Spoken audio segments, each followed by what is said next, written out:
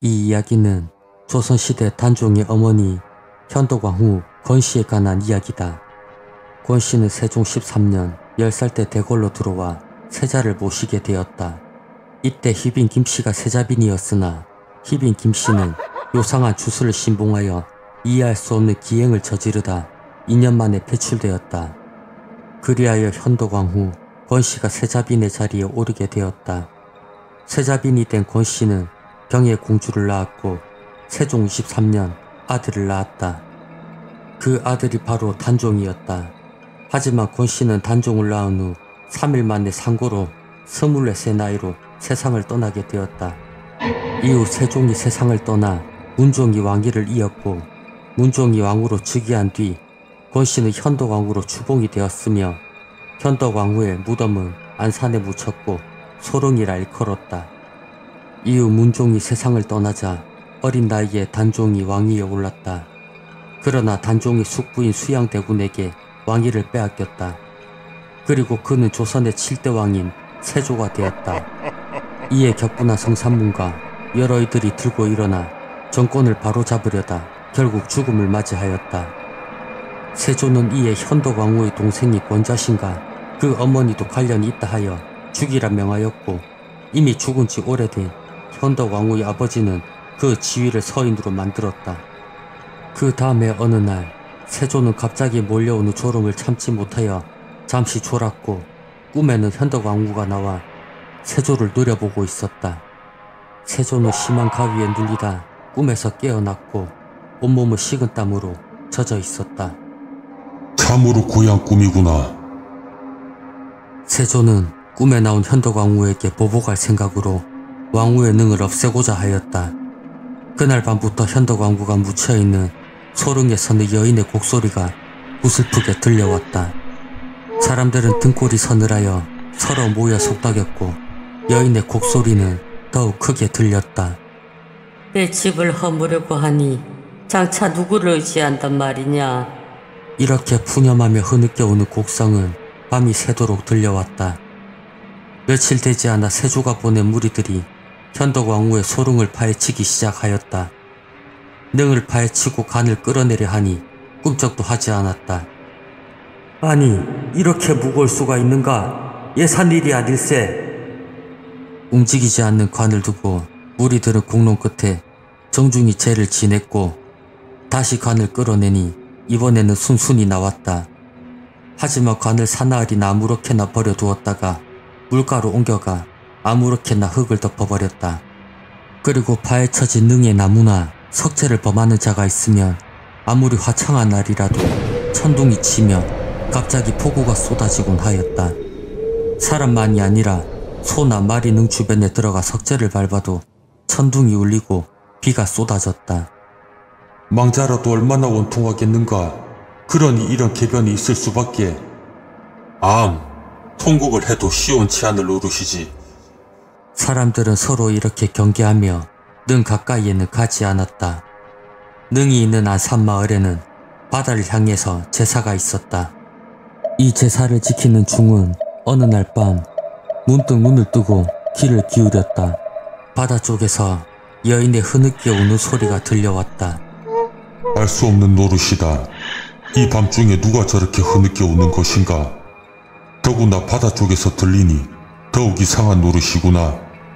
여인의 통곡 소리는 점점 가까워졌다. 드디어는 바다에까지 이르러서 멈춰졌다. 중은 날이 밝자 바닷가로 뛰어나가 보았다.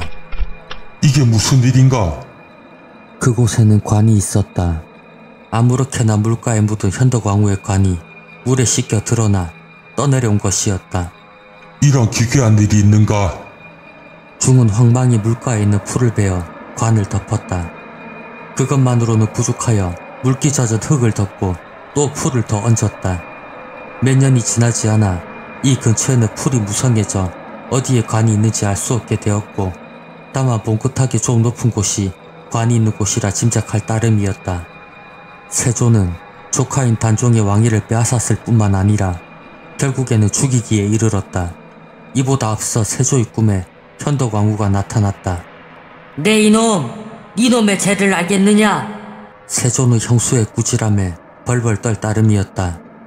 죄 없는 내 자식을 죽이려고 하니 나는 이놈의 자식을 죽이겠다. 세조는 놀라 잠이 깼다. 그러자 한 궁녀가 급히 뛰어와 아뢰었다. 동군께서 갑자기 돌아가셨습니다. 세조의 아들인 동구는 세조 2년 9월에 죽었다. 세조는 갑작스런 비보에 넋을 잃고 망연히 앉아있기만 하였다. 이런 일이 있고 10여 년 후인 성종 2년, 조선의 무신인 남효호는 현덕왕후의 소릉을 다시 가다듬고 능호를 올리자고 주장하였다. 그리고 기괴한 일은 계속 일어났고 약 50년 후인 중종 때에 이르러서는 더욱 자주 나타나게 되었다. 중종 8년 2월에 크게 천둥이 있었고 종묘의 소나무가 흔들렸다.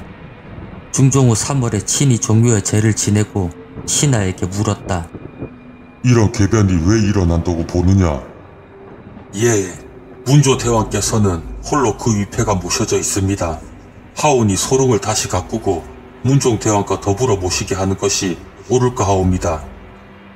이에 중종은 소릉을 다시 가꾸라고 명령을 내렸다. 그러나 현덕왕후의 간이 어디에 묻혀 있는지 알 수가 없어 신하들을 시켜 소릉을 찾으라 명하였다. 이에 명을 받은 신하들은 마을 사람들 사이에 전해져 내려오는 대로 물가 봉긋한 곳을 파보았다. 그러나 관은 나타나지 않았다. 여기도 아닌가 보구나. 이를 돌보던 관관은 낙심하여 어쩔 줄 몰라 하였다. 이날 잠시 잠이 들었던 관관은 기이한 꿈을 꾸게 되었다. 이리 오너라. 범상치 않은 한 여인의 목소리에 관관은 고개를 들었다. 저를 부르셨습니까? 그 여인의 양쪽에 궁녀를 거느리고 있었다. 관관은 놀래 땀을 흘리며 엎드렸다. 너희들이 수고가 많구나. 낮에 있던 곳을 조금 더 파괴되면 관을 찾을 수 있을 것이네. 예, 명하신 대로 하겠습니다. 관관은 어쩔 줄 몰라 하다가 꿈에서 깨어났다. 이보시게 낮에 파던 곳을 다시 한 번 더 파봅세. 관관은 새로운 힘을 얻은 듯 인부를 독려하여 몇 자를 더 파괴하니 현덕왕후의 관이 나타났다. 현덕왕후의 관은 전에 묻혔던 안상 소릉자리가 아닌 문종이 묻힌 현릉 옆에 능을 만들어 정중하게 묻었다. 이때 갑자기 맑은 하늘에서 비가 쏟아지다가 잠시 후에 그쳤다. 현덕왕후의 원혼이 이제까지의 일을 생각하고 통곡하는 눈물이 비가 되어 뿌린 것이라고 모두들 수군거렸다.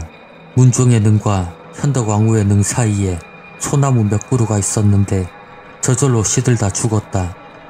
이에 그 소나무를 송두리째 베어버리게 하니 두 능은 환히 서로 바라보게 되었다.